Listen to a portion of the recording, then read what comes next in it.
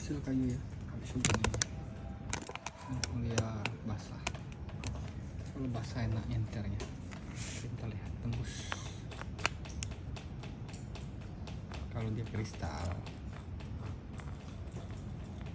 nyala gak bangkai. Sun City ya 1,9 kali pembesaran, nggak sampai 4.